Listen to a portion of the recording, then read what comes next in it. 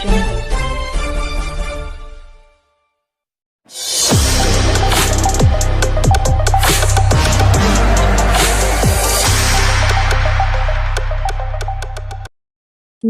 आप देख रहे हैं स्टार भारत न्यूज 24 सत्यमेव जयते। रथ यात्रा इतिहास के प्रतीक। इस दिन प्रभु जगन्नाथ को बड़े भाई बलराम जी और बहन सुभद्रा के साथ रत्न सिंहासन से उतार कर मंदिर के पास बने स्नान मंडप में ले जाया जाता है। इसके बाद 108 कलशों से उनका शाही स्नान होता है। मान्यता यह भी है कि इस स्नान से प्रभु बीमार हो जाते हैं और उन्हें ज्वर आ जाता है। जगन्नाथ रथ यात्रा क्यों निकलती है, इसके पीछे भक्तों और विद्वानों के अलग अलग मत हैं। एक आधुनिक मत के अनुसार कहा जाता है कि राजा रामचंद्र देव ने यवन महिला से विवाह कर जब इस्लाम धर्म अपना लिया तो उनका मंदिर में प्रवेश निषेध हो गया था। तब उनके लिए ही यह यात्रा निकाली जाने लगी, क्योंकि वे जगन्नाथ जी के अनन्य भक्त थे। जबकि रथ यात्रा के पीछे का पौराणिक मत यह है कि स्नान पूर्णिमा यानी ज्येष्ठ पूर्णिमा के दिन जगत के नाथ श्री जगन्नाथपुरी का जन्मदिन होता है। उस दिन प्रभु जगन्नाथ को बड़े भाई बलराम जी तथा बहन सुभद्रा के साथ रत्न सिंहासन से उतार कर मंदिर के पास बने स्नान मंडप में ले जाया जाता है।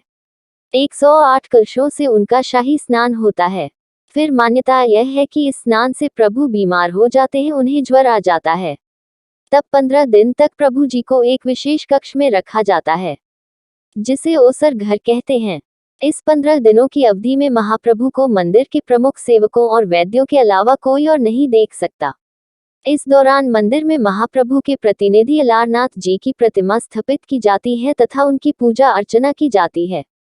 15 दिन बाद भगवान स्वस्थ होकर कक्ष से बाहर निकलते हैं और भक्तों को दर्शन देते हैं, जिसे नव यौवन नेत्र उत्सव भी कहते हैं। इसके बाद द्वितीया के दिन महाप्रभु श्री कृष्ण और बड़े भाई बलराम जी तथा बहन सुभद्रा जी के साथ बाहर राजमार्ग पर आते हैं और रथ पर विराजमान होकर नगर भ्रमण पर निकलते हैं। क्यों अधूरी है पुरी के जगन्नाथ की प्रतिमा? पढ़े पौराणिक कथा। पुरी का जगन्नाथ मंदिर सारी दुनिया में प्रसिद्ध है। इस प्रसिद्ध मंदिर से जुड़ी कई कथाएं लोकप्रिय हैं। आइए जानते हैं पुरी के जगन्नाथ मंदिर की प्रचलित कथा। एक बार माता यशोदा, देवकी जी और उनकी बहन सुभद्रा वृंदावन से द्वारका आईं। उनके साथ मौजूद रानियों ने उनसे निवेदन किया कि वे उन्हें श्री कृष्ण की बाल लीलाओं के बारे में बताएं।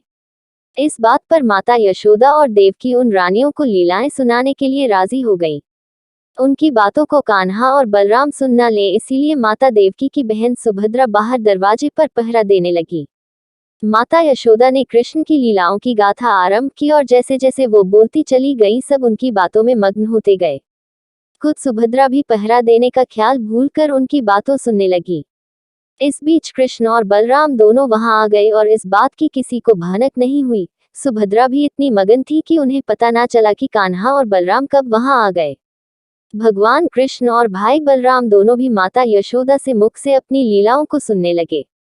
अपनी शैतानियों और क्रियाओं को सुनते सुनते उनके बाल खड़े होने लगे। आश्चर्य की वजह से आंखें बड़ी हो गईं और मुंह खुला रह गया। वहीं खुद सुभद्रा भी इतनी मंत्रमुग्ध हो गई कि प्रेम भाव में पिघलने लगी। यही कारण है कि जगन्नाथ मंदिर में उनका कद सबसे छोटा है। सभी कृष्ण जी लीलाओं को सुन रहे थे कि इस बीच यहाँ नारद मुनि आ गए। नारद जी सबके हाव भाव देखने लगे ही थे कि सबको एहसास हुआ कि कोई आ गया है। इस वजह से कृष्ण लीला का पाठ यहीं रुक गया।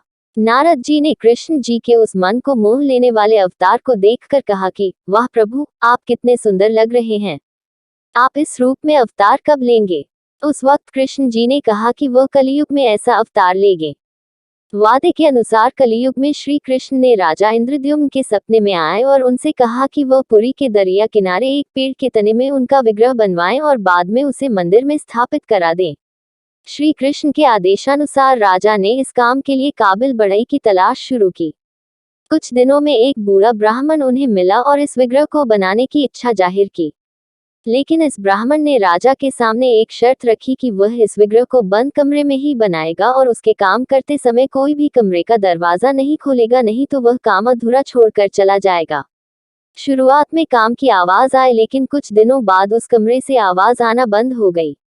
राजा सोच में पड़ गया कि वह दरवाजा खोलकर एक बार देखे या नहीं। कहीं उस बूढ़े ब्राह्मण को कुछ हो ना गया हो, इस चिंता में राजा ने एक दिन उस कमरे का दरवाजा खोल दिया। दरवाजा खुलते ही उसे सामने अधूरा विग्रह मिला और ब्राह्मण गायब था। तब उसे एहसास हुआ कि ब्राह्मण और कोई नहीं बल्कि खुद विश्वकर्मा थे। शर्त के खिलाफ जाकर दरवाजा खोलने से वह चले गए। उस वक्त नारद मुनि पधारे और उन्होंने राजा से कहा कि जिस प्रकार भगवान ने सपने में आकर इस विग्रह को बनाने की बात कही, ठीक उसी प्रकार इसे अधूरा रखने के लिए भी द्वार खुलवा लिया। राजा ने उन अधूरी मूर्तों को ही मंदिर में स्थापित करवा दिया। यही कारण है कि जगन्नाथपुरी के मंदिर में कोई पत्थर या फिर अन्य धातु की मूर्ति नहीं बल्कि पेड़ के तने को इस्तेमाल करके बनाई गई मूर्त की पूजा की जाती है। इस मंदिर के गर्भगृह में श्री कृष्ण, सुभद्रा एवं बलभद्र बलराम की मूर्ति विराजमान है। कहा जाता है कि माता सुभद्रा को अपने मायके द्वारिका से बहुत प्रेम था, इसलिए उनकी इस इच्छा को पूर्ण करने के लिए श्री कृष्ण, बलराम और सुभद्रा जी ने अलग रथों में बैठकर द्वारिका का भ्रमण किया था। तब से आज तक पुरी में हर वर्ष रथ यात्रा निकाली जाती है। जगन्नाथपुरी मंदिर की 13 आश्चर्यजनक बातें। आप भी जानिए। पुरी का जगन्नाथ मंदिर भक्तों की आस्था केंद्र और विश्वभर में प्रसिद्ध है। यह हिंदुस्तान ही नहीं बल्कि विदेशी श्रद्धालुओं के भी आकर्षण का केंद्र है। मंदिर का आर्किटेक्ट इतना भव्य है कि दूर दूर के वास्तु विशेषज्ञ इस पर रिसर्च करने आते हैं। प्रस्तुत है आपके लिए 13 आश्चर्यजनक चर्चित तथ्य। मंदिर की ऊंचाई 214 फुट है। पुरी में किसी भी स्थान से आप मंदिर के शीर्ष पर लगे सुदर्शन चक्र को देखेंगे तो वह आपको सदैव अपने सामने ही लगा दिखेगा। मंदिर के ऊपर स्थापित ध्वज सदैव हवा के विपरीत दिशा में लहराता है। सामान्य दिनों के समय हवा समुद्र से जमीन की तरफ आती है और शाम के दौरान इसके विपरीत, लेकिन पुरी में इसका उल्टा होता है। मुख्य गुंबद की छाया दिन के किसी भी समय अदृश्य ही रहती है। मंदिर के अंदर पकाने के लिए भोजन की मात्रा पूरे वर्ष के लिए रहती है। प्रसाद की एक भी मात्रा कभी भी व्यर्थ नहीं जाती, लाखों लोगों तक को खिला सकते हैं। मंदिर की रसोई में प्रसाद पकाने के लिए 7 बर्तन एक दूसरे पर रखे जाते हैं और सब कुछ लकड़ी पर ही पकाया जाता है। इस प्रक्रिया में शीर्ष बर्तन में सामग्री पहले पकती है, फिर क्रमश नीचे की तरफ एक के बाद एक पकती जाती है। मंदिर के सिंहद्वार में पहला कदम प्रवेश करने पर ही मंदिर के अंदर से आप सागर द्वारा निर्मित किसी भी ध्वनि को नहीं सुन सकते। आप मंदिर के बाहर से एक ही कदम को पार करें, तब आप इसे सुन सकते हैं। इसे शाम को स्पष्ट रूप से अनुभव किया जा सकता है। मंदिर का रसोईघर दुनिया का सबसे बड़ा रसोईघर है। मंदिर का क्षेत्रफल 4 लाख वर्ग फुट में है। प्रतिदिन सायंकाल मंदिर के ऊपर स्थापित ध्वज को मानव द्वारा उल्टा चढ़कर बदला जाता है। पक्षी या विमानों को मंदिर के ऊपर उड़ते हुए नहीं पाएंगे। विशाल रसोई घर में भगवान जगन्नाथ को चढ़ाए जाने वाले महाप्रसाद का निर्माण करने हेतु 500 रसोइये एवं उनके 300 सहायक सहयोगी एक साथ काम करते हैं। सारा खाना मिट्टी के बर्तनों में पकाया जाता है। हमारे पूर्वज कितने बड़े इंजीनियर रहे होंगे, यह इस एक मंदिर के उदाहरण से समझा जा सकता है। स्टार भारत न्यूज 24 के लिए ललितपुर से कैमरामैन साहिल के साथ आदित्य शुक्ला की खास रिपोर्ट। महाविष्णुर्प्रभविष्णुर्महेश्वरः लोककर्ता जगन्नाथो महीकर्ता महाजशाः महर्षिः कपिलाचार्यो लोकचारी शुरोहरिः।